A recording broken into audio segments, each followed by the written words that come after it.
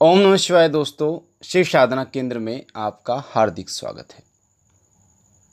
माता काली के व्रत कैसे करें, क्या विधि विधान है, क्या भोग होगा, क्या अनुष्ठान होगा, क्या खाना है क्या नहीं खाना। आज की वीडियो में माता काली के व्रत से संबंधित तमाम बातें, तमाम चीज़ें मैं आपको बताने जा रहा हूँ कि माता काली के आप व्रत कैसे रख सकते हैं, क्या विधि विधान होगा। ऑडियो को पूरा सुनना ताकि आपको एक एक चीज़ जो है वो माता काली के व्रत की समझ में आए। और जो लोग पहली बार हमारे चैनल शिव साधना केंद्र पर हैं उन्हें बता दूं, वो पहली बार हैं तो आपके सीधे हाथ पे जो लाल कलर का बटन है सब्सक्राइब का, उसे दबा दीजिए ताकि आप शिव साधना केंद्र परिवार से जुड़ सकें। और साथ ही बेल आइकन को दबा दीजिए, घंटे के निशान को, ताकि जो हम वीडियो डालें साधना भक्ताई से रिलेटेड वो आपको सबसे पहले मिले। माता काली की कृपा पाने के लिए, दुष्टों का संहार करने के लिए, शत्रुओं का संहार करने के लिए, मन इच्छा पूर्ण के लिए, दुश्मनों से बचाव के लिए, अपनी और अपने घर की रक्षा करने के लिए, माता काली की सवारी प्राप्त करने के लिए, माता काली के द्वारा कई कार्यों को कराने के लिए माता काली के व्रत किए जाते हैं। सबकी अलग अलग इच्छाएं होती हैं माता काली के व्रत करने की। माता काली के व्रत 7, 9, 11 इस तरीके से किए जाते हैं। जिस प्रकार से 16 सोमवार का व्रत किया जाता है उसी तरीके से माता काली की जो गिनती होती है व्रतों की वो 7, 9 या 11 होती है। और 7 अगर किसी ने किए हैं तो 8वें दिन उद्यापन होगा, 9 किसी ने किए हैं तो 10वें दिन उद्यापन होगा, 11 किसी ने किए हैं तो 12वें दिन उद्यापन होगा। और जो लोग माता काली के व्रत लंबे टाइम तक करना चाहते हैं, 3 साल के व्रत होते हैं, 5 साल के व्रत होते हैं या फिर जीवन भर, वो उनकी श्रद्धा पे डिपेंड करता है कि वो माता काली की सेवा में, माता काली के व्रत में उनकी कितनी श्रद्धा है कि वो माता काली के व्रत जब तक करना चाहें जब तक वो कर सकते हैं। पर बीच में उद्यापन जरूरी होता है। बिना उद्यापन के कोई भी धार्मिक कार्य हो, चाहे वो कोई मंत्र जाप हो, चाहे वो कोई व्रत हो, वो पूर्ण नहीं होता। उद्यापन का मतलब लास्ट विधि होती है, लास्ट चरण होता है उस कार्य का, उस धार्मिक कार्य का, मंत्र जाप का या फिर व्रत का।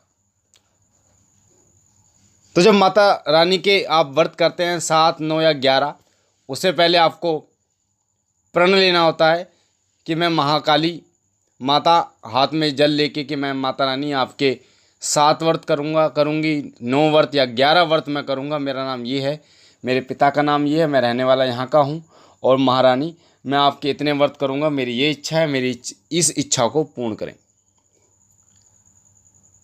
और माता रानी के शनिवार से के जो व्रत किए जाते हैं वो शनिवार के व्रत किए जाते हैं माता रानी के। जब आप सुबह नहा धोकर पवित्र हो जाएं, उसके बाद एक 1.25 मीटर काला कपड़ा जो बाजोट होती है, एक चौकी होती है, माता रानी की कोई तस्वीर या माता रानी की कोई मूर्ति हो वो स्थापित करें। यानी काले कपड़े पर माता काली की कोई फ़ोटो विराजमान करें। वहाँ पर भैरव बाबा की तस्वीर व भैरव बाबा की मूर्ति या भैरव बाबा की तस्वीर होना बहुत ज़रूरी है। जिस तरीके से माता काली को प्रसन्न करने के लिए भैरव बाबा की पूजा की जाती है, उसी प्रकार से भैरव बाबा को प्रसन्न करने के लिए माता काली की पूजा की जाती है। माँ बेटे का नाता है। तो पहले माता की एक फ़ोटो, सुंदर सी फ़ोटो आप विराजमान कीजिए। विराजमान करके एक आसन अपने लिए आप लीजिए और कोशिश कीजिए कि काला आसन हो, काले कपड़े आप उस दिन पहने, शनिवार के दिन। माता काली को काले कपड़े बहुत प्रिय हैं, काली चीज़ें बहुत प्रिय हैं। उसके बाद थोड़ा सा गंगा जल लेके वो जो तस्वीर है, वो जो आसन है माता का, वहाँ पर छींटे दें। और जैसे माता को स्नान कराते हैं उस प्रकार से गंगा जल के छींटे दें। सरसों के तेल की माता की जोत जलाएं। अगर आप चौमुखा दीपक जलाना चाहते हैं तो चौमुखा दीपक भी आप जला सकते हैं। चौमुखा दीपक जो होता है वो शक्ति प्राप्त करने के लिए होता है, सिद्धि प्राप्त करने के लिए होता है। चौमुखा दीपक शक्तियों को आकर्षित करता है। अगर चौमुखा दीपक नहीं चलाना चाहते, आप शक्ति प्राप्त नहीं करना चाहते, नॉर्मल माता काली के व्रत करना चाहते हो, तो एक मुखा दीपक जो है वो माता काली का सरसों का तेल का जला दें। धूप बत्ती जलाएं। माता काली को काली चुंदरी या फिर लाल, वैसे काली चुंदरी अगर मिल जाए तो सबसे उत्तम है। काली चुंदरी जो माता की फ़ोटो है उस पर माता काली का नाम लेते हुए, आवाहन करते हुए, हे महाकाली, ये काली चुंदरी स्वीकार करें। उसके बाद 16 श्रृंगार जो आपके पास है माता रानी का, मार्केट में जो 10-15 रुपये का आता है वो आप मत लेना, अलग अलग चीज़ें लेना 16 श्रृंगार की। जैसे थोड़ी सी चूड़ियाँ हो गई, लिपस्टिक हो गई, काजल हो गया, मेहंदी हो गई। 16 श्रृंगार माता को अर्पण करें उस चौकी पर, हे महारानी ये आपके नाम का श्रृंगार है, इसे स्वीकार करें। स्वीकार करने के बाद जब आप इसे कर लोगे, इससे पहले एक चीज़ और मैं आपको बता दूं जो पहले मुझे आपको बतानी चाहिए थी, कि जब भी कोई धार्मिक कार्य शुरू करते हैं, चाहे आप व्रत करते हैं, हवन करते हैं, मंत्र जाप करते हैं, उससे पहले अपने पितरों का आवाहन, अपने पितरों की पूजा कृपा और अपने पितरों का पूजन, गुरुदेव पूजन, गृहवती माता पूजन, ये गाम खेड़ा पूजन ये किया जाता है। यानी कि अगर आप एक दिन पहले शुक्रवार के दिन अगर आप कर ले तो बहुत उत्तम है। यानी पितरों की जोत जला दें, पितरों को भोग दे दें और प्रणाम करके उनसे आशीर्वाद ले लें कि जो भी मैं साधना या व्रत करने जा रहा हूँ उसे पूर्ण कीजिए, उन्हें सफलता प्राप्त कीजिए। तो पितृ भी माता रानी से निवेदन करते हैं ताकि आपका जो व्रत है वो पूर्ण हो, आपको माता रानी की कृपा प्राप्त हो। उसके बाद रोली ले लें, रोली में थोड़ा सा तेल मिला के हल्का सा, और माता रानी को तिलक करें, पितरों को तिलक करें, आपकी जो मूर्तियां हैं गणपति महाराज को तिलक करें, खुद को तिलक करें। माता को मीठा पान आता है पनवारी की दुकान पे, आप जो पान बनाते हैं उनसे अगर आप ये बोलोगे पूजा का पान चाहिए तो वो आपको दे देंगे।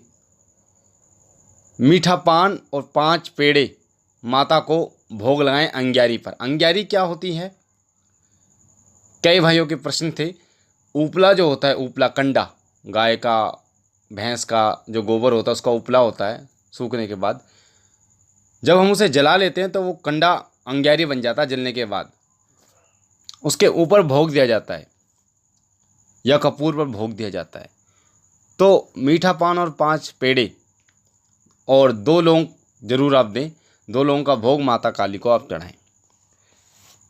एक सूखा नारियल, 1.25 मीटर काला कपड़ा, 11 रुपये, 21 रुपये, 51 रुपये, आप उस पर कलावा लपेट के भैरव बाबा का नाम लेके वहाँ पर स्थापित कर दें।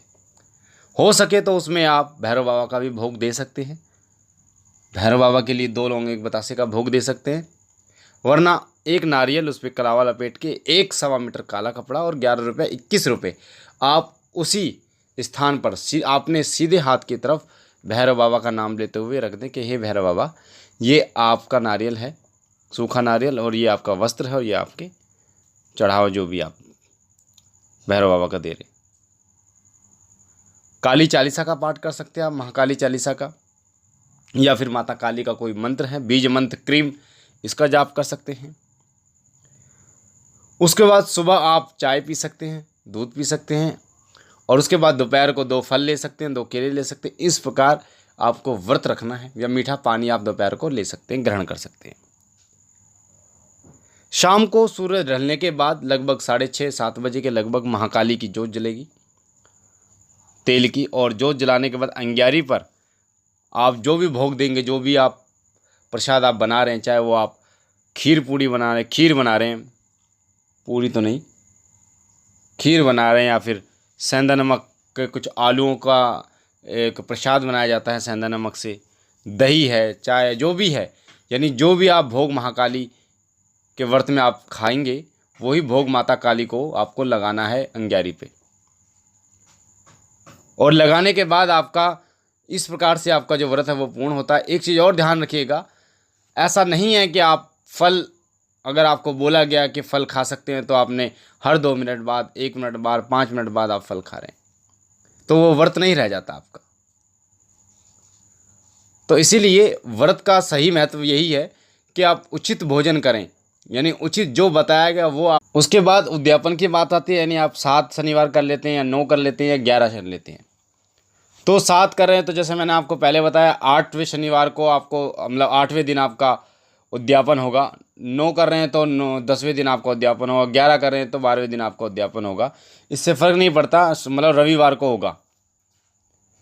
तो अब उद्यापन कैसे करना, उद्यापन पे आप एक छोटा सा हवन कर सकते हैं माता के मंत्र का, या फिर 9 कन्याओं को तो जमाना है और एक लड़का यानी भैरव बाबा के नाम का लड़के को जमाना होता है। हलवा पूड़ी चना इसका प्रसाद बना के बांटना होता है।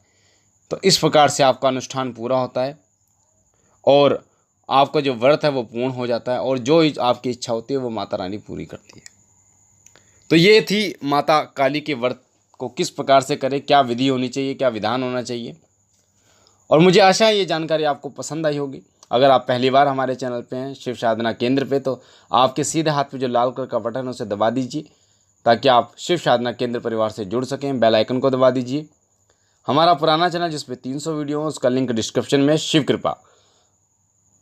कृपा परिवार से जुड़ने के लिए सब्सक्राइब कीजिए चैनल को, चैनल से जुड़िए। कोई भी प्रश्न है आप कमेंट में प्रश्न पूछिए, आपको उसको उत्तर आपको जरूर मिलेगा। बाकी लाइक कीजिए, शेयर कीजिए और बहनों और भाइयों तक, ताकि और लोगों तक जानकारी पहुंचे और लोग भी इसका फ़ायदा उठा पाए।